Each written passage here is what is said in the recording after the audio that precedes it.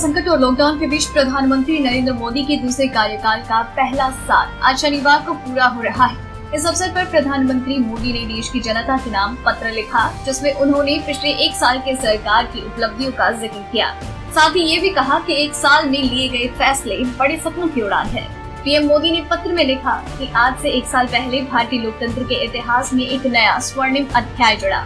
देश में दशकों बाद पूर्ण बहुमत की किसी सरकार को लगातार दूसरी बार जनता ने जिम्मेदारी सौंपी थी। इस अध्याय को रचने में आपकी बहुत बड़ी भूमिका रही। ऐसे में आज का ये दिन मेरे लिए अवसर है आपको नमन करने का, भारत और भारतीय लोकतंत्र के प्रति अपनी इस निष्ठा को प्रणाम करने का।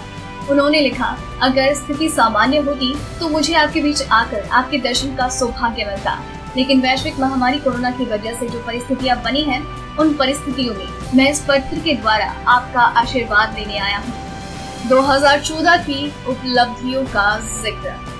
पीएम मोदी ने लिखा, 2014 में देश की जनता ने एक बड़े परिवर्तन के लिए वोट किया। देश की नीति और रीति बदलने के लिए वोट किया था। उन 5 वर्षों में देश ने व्यवस्थाओं को जड़ता और भ्रष्टाचार के दलदल से बाहर निकलते हुए देखा है। देश के अंत्योदय की भावना के साथ गरीबों का जीवन आसान बनाने के लिए गवर्नेंस को परिवर्तित होते देखा है। पिछले कार्यकाल की उपलब्धियों के बारे में बताते हुए पीएम मोदी ने लिखा, हमने गरीबों के बैंक खाते खोलकर, उन्हें मुफ्त गैस कनेक्शन देकर, मुफ्त बिजली कनेक्शन देकर, शौचालय बनवाकर और घर बनवाकर गरीब की गरिमा भी बढ़ाई। उन्होंने आगे लिखा, उस कार्यकाल में जहाँ सर्जिकल स्ट्राइक हुई, एयर स्ट्राइक हुई, वहीं हमने 1 rank 1 pension, 1 nation 1 tax, GST, किसानों की एमएसपी की बरसों पुरानी मांगों को भी पूरा करने का काम किया। पहला कार्यकाल अनेकों आवश्यकताओं की पूर्ति के लिए समर्पित रहा। फैसले बड़े, सपनों की उड़ान। प्रधानमंत्री। पहले कार्यकाल के बाद पिछले साल बतौर प्रधानमंत्री अपना दूसरा कार्यकाल शुरू करने वाले पीएम मोदी ने लिखा, 2019 में आपका आशीर्वाद, जनता का आशीर्वाद देश के बड़े सपनों के लिए था, आशाओं आकांक्षाओं की पूर्ति के लिए था। इस एक साल में लिए गए फैसले इन्हीं बड़े सपनों की उड़ान है। उन्होंने आगे लिखा कि सबका साथ, सबका विकास, सबका विश्वास, इस मंत्र को लेकर आज देश सामाजिक हो या आर्थिक, वैश्विक हो या आंतरिक, हर दिशा में आगे बढ़ रहा है।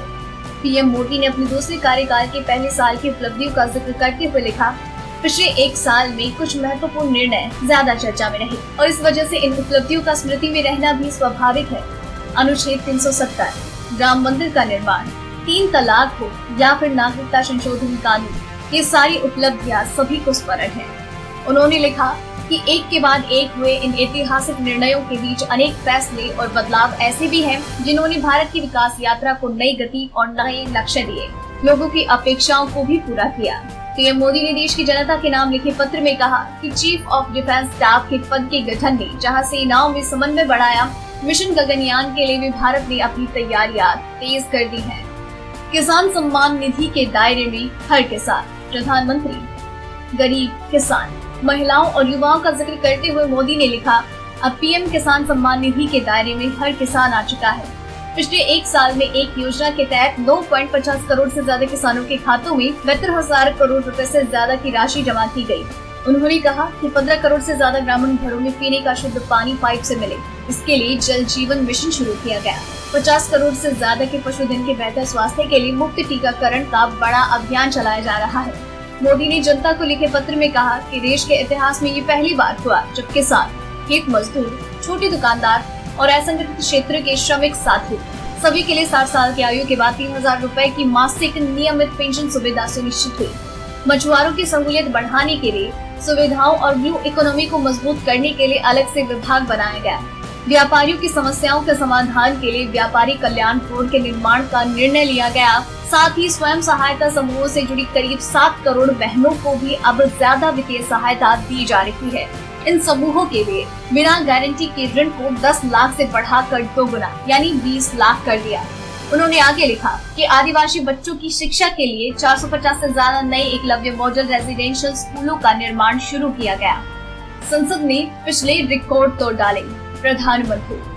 प्रधानमंत्री से संसदीय कार्यवाही का जिक्र करते हुए कहा, सामान्य जनहित से जुड़े बेहतर कानून बने, इसके लिए भी पिछले एक साल में तेजी से काम हुआ और पिछला रिकॉर्ड तोड़ दिया।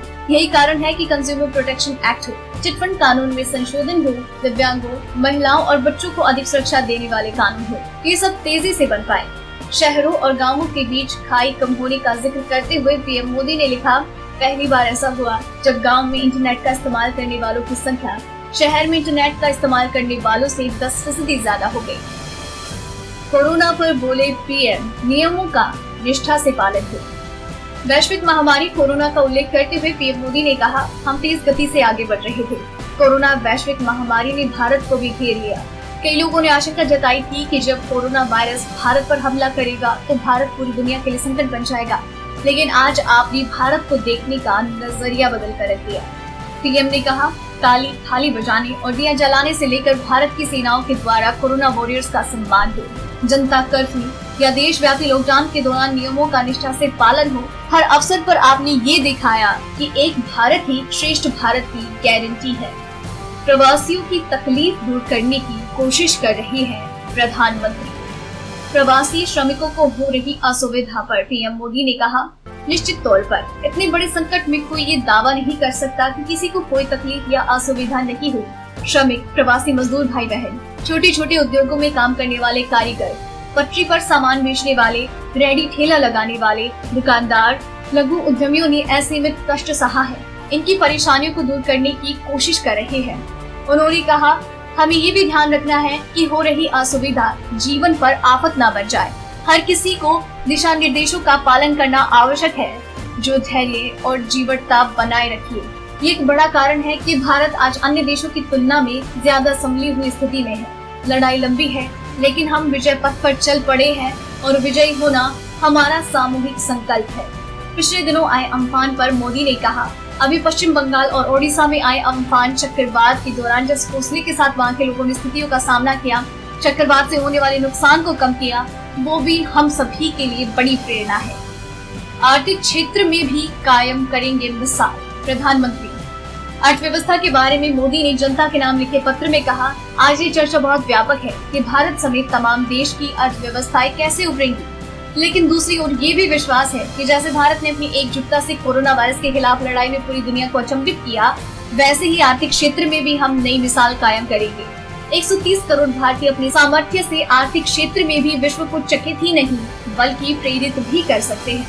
मोदी ने कहा, आज समय की मांग है कि हमें अपने पैरों पर खड़ा ही होना होगा, अपने बलबूते पर चलना होगा और इसके लिए एक ही मार्ग है, आत्मनिर्भर भारत। हाल ही में आत्मनिर्भर भारत अभियान के लिए दिया गया 20 लाख करोड़ रुपए का पैकेज इसी दिशा में उठाया गया बड़ा कदम है। ये अभियान हर किसी के लिए नए अवसरों का दौर लेकर आएगा।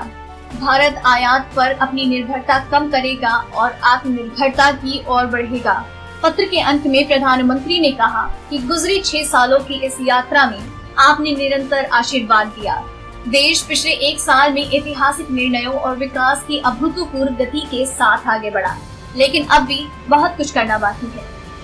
मेरे संकल्प की ऊर्जा आप, प्रधानमंत्री। उन्होंने कहा कि मेरी संकल्प की ऊर्जा आप ही हैं, आपका समर्थन, आपका आशीर्वाद, आपका स्नेह। उन्होंने कहा कि वैश्विक महामारी के कारण ये संकट की घड़ी तो है ही, लेकिन हम देशवासियों के लिए ये संकल्प की भी घड़ी है।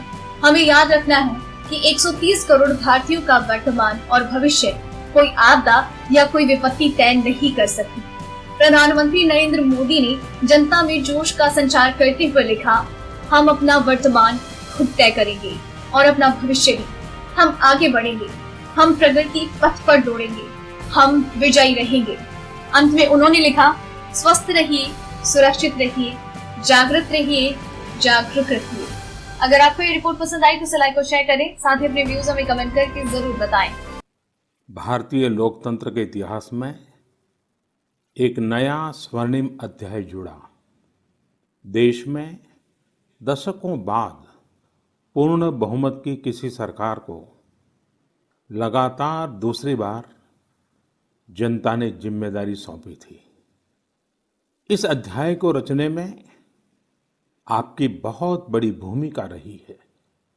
ऐसे में आज का यह दिन मेरे लिए अवसर है आपको नमन करने का, भारत और भारतीय लोकतंत्र के प्रति आपकी इस निष्ठा को प्रणाम करने का। डेली ट्रेंडिंग न्यूज की रिपोर्ट सब्सक्राइब करें हमारा चैनल ऐसी ही लेटेस्ट और इंटरेस्टिंग न्यूज के लिए।